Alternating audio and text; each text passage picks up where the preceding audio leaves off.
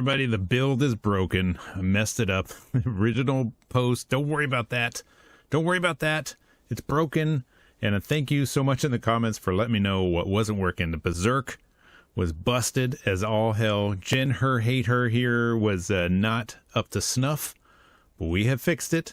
And I'm going to show you what we did and how it works now and how we're berserking all over them fools. So let's get into it.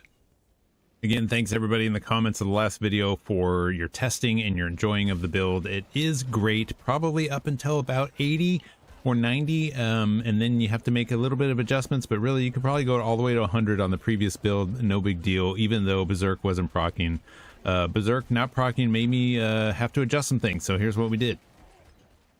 First thing, we had to add Battle Fervor.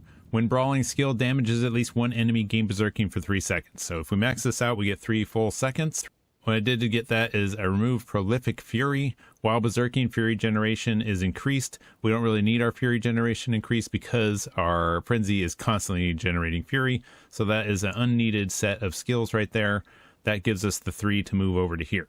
Now, this one, to get berserking, you have to use a brawling skill. And there's various different brawling skills. What I went with, and what I like, you can change it up if you like, but I like using Charge. Now, Charge has a 17-second cooldown, but if you spec into Enhanced Charge and Power Charge, the Power Charge here gives a cooldown for 2 seconds for each enemy hit. So if you hit a pile of enemies, you can knock off up to 6 seconds of charge cooldown. And when you charge a boss, you are eliminating 4 seconds. And you will see from some other things that we've got some different ways to reduce the cooldown even further to where it is almost constant berserk uptime and lots of charging, which charging is fun. The other thing that I took off to get these 3 points is I took off all 2 of quick impulses. So my control and parrying effects are reduced only by 6%. Sad, and then 1 of movement because I really love movement speed no matter what. We could always use more movement speed. You could spec all the way out of movement speed if you've got really good rolls on your gear and then have quick impulses up instead, but this is how I balanced it out, and you know, really I think that this is a decent way to do it. Also in the build, one other change was I reduced thorns here, so I have the gain 637 thorns, also gain 159 thorns for every 796 bonus max life you have. My current is only 955, which is kind of stupid. I really probably could just unspec out to 1 of this and add 1 more to charge, so it does even more damage, because I now have the Razor Plate. This razor plate has a ridiculous amount of thorns, and I've masterworked it up 4 times, playing around with things. So you can see it has quite a bit of thorns. My current max thorns without any potions up or anything is 28,653 thorns. So every time somebody hits me, they're getting all kinds of damage hit back on them, which is friggin' awesome. I've started masterworking some things, so I'm starting to see some power increased on this build. I will say the one thing that helps a lot now that I've switched around to charge and getting berserk is this one here. After casting 5 basic skills, one of your active cooldowns is reduced by 3 seconds. So I only have 1 cooldown because I only have charge. So that means that immediately it will just chunk 3 seconds off, and then 5 more hits, chunk another 3 seconds. So I basically get berserk. By the time I'm able to charge again, my berserk is up. I do have some other things in the Paragon tree that will increase berserk time and things like that. So the chances of berserk being up constantly happen very, very, very frequently. It's rare now that my berserk isn't proccing, and when I have berserk, because of all the stuff in the Paragon board, there's all kinds of extra stuff that we're getting from damage to protection while berserking. Last thing to remember on this build is that we are using 2 maces. Only use 2 maces. This will also give you more berserk time. So with the one hand, mace expertise is increase damage to stunned enemies, double this amount when using 2 maces. And then the lucky hit is up to a 10% chance to gain berserking for 1.5 seconds when you hit a stunned enemy.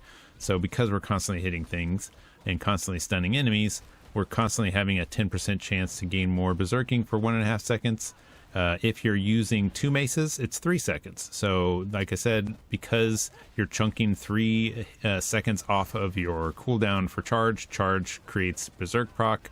This is giving you 3 seconds every time you have 10% chance to hit. So it's just a constant cycle of getting berserking.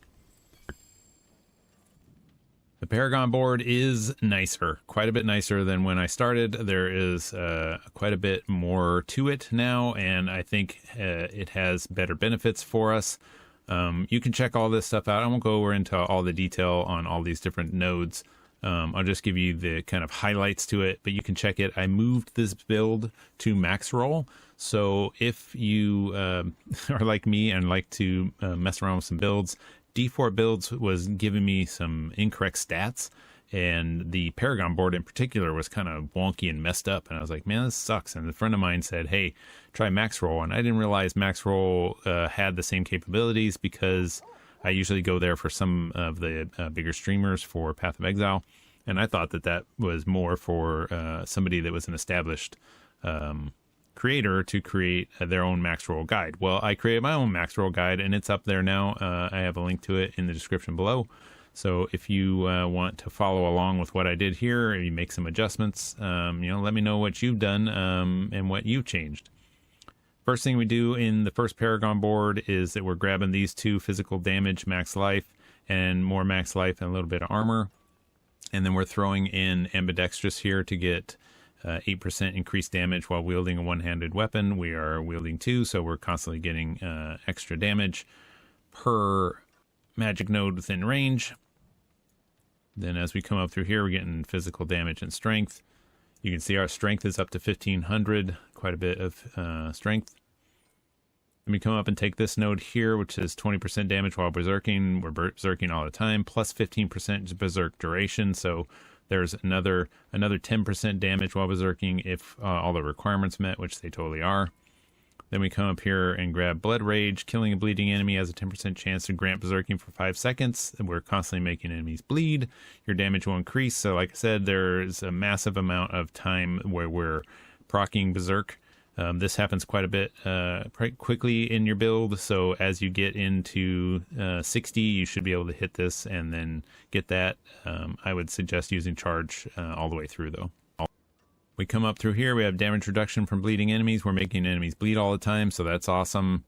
More damage reduction and more damage reduction. Take all these magic nodes in here. Then we're getting damage to bleeding enemies and more strength, of course, and another 10 damage to bleeding enemy, 10% damage. So there's lots of extra damage to bleeding enemies. And then we're throwing in this glyph socket territorial. Territorial gives us damage to close enemies. You can see the total max damage we're doing here is 57.4% more damage to close enemies. Every enemy is close because we're only using the maces, so that's awesome. This next board is the hemorrhage board. Hemorrhage is bleeding damage is increased by 15% of your vulnerable damage bonus. So if whatever we have for damaging vulnerable enemies, we get 15% more.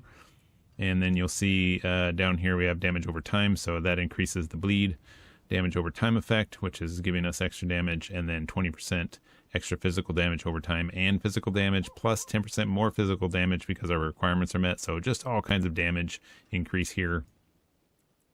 Coming up in here, we have more damage over time and damage to bleeding enemies, which is constant. A bunch of that all up in here. Come up to this glyph and you want to put in ire. Ire will increase our damage while we're berserking, and when we're berserking, we're taking reduced damage from elites.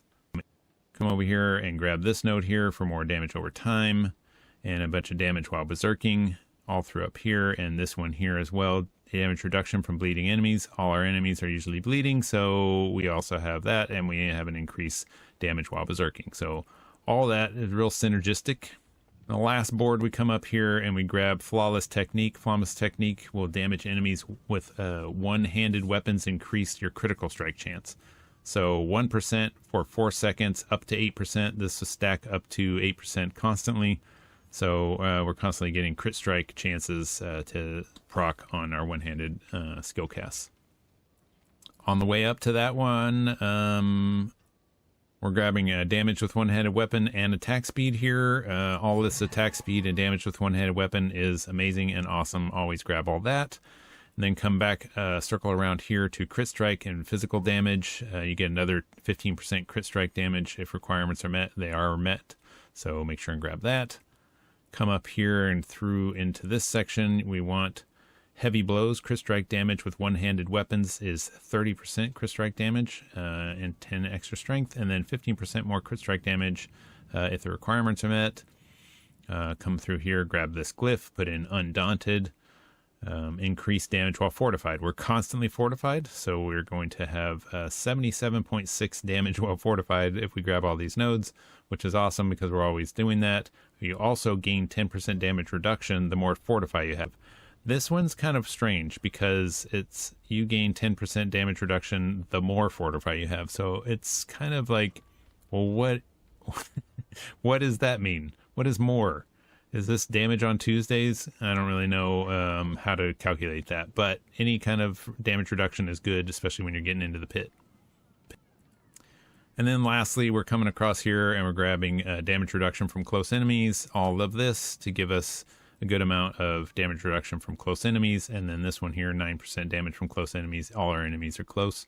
And then we have another 4.5 damage reduction from close enemies. So awesome stuff here. I think this Paragon board is 100% better than the crap that I had before. I just threw something together before this one. It took me a little while to kind of map this out, figure out the right glyphs. Hopefully you enjoy that. If you're at the place where you're just starting this build, or you want to enhance what you've already been working on, hopefully this helps. I did, after doing this, have to go level up 2 glyphs, so I had to run a whole bunch of Nightmare dungeons, get the 2 glyphs back up. Took me about 2.5 hours, I think, to get 2 glyphs from 1 to 21. Not too bad, but a little bit annoying since I didn't build it out properly and take the time. I was just having too much fun with this build, and hopefully you're having too much fun as well. Again, I can't stress enough, do the maces only, and try to get as many of these legendary aspects as possible on them. I can't believe these pants here dropped with 3 legendary aspects this morning. I was my jaw was a little bit wide open on that. Pretty awesome here too to have those 3 as the aspects that dropped. Also, any kind of thorns while fortified, adding percent to thorns is good. Having just flat thorns is fine, but percent to thorns is good because we have so many thorns already from Razorplate. Adding percent to thorns is a better improvement than just adding flat thorns in almost all cases. Unless your thorns, like I had, where was it? I had these pants before I got the triple aspect pants. I had these that had 1411 thorns. That is an awesome roll if you have that pop up on you, because we don't know what kind of aspect roll you're going to get, or affix. I always say the same thing twice. You want tough as nails or thorns while fortified. Those are kind of the best in slot, I think, for that roll. Once you get resistances capped, I finally did. For some reason, it just took me a bit to work out getting my fire resistance up, and everything was good except for fire.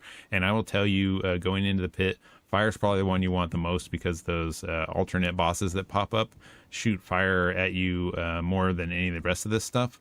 So yeah, before you start doing the pit, make sure and get res capped. It was a little tricky once I moved to the double unique items here, trying to figure out the res cap, but I worked it out, and it's looking good now. Hopefully you guys enjoyed this update video. If you haven't already made it this far in the video, click a like for me. That would really appreciate it. If you want to see more builds or other things in the future. I'm not necessarily a 100% build guy channel, but if I'm playing a game and I have a good build, I will throw an update up on my YouTube. Go ahead and hit subscribe, and you can catch the next one I upload. Thanks very much for watching, and I'll see you in the next video.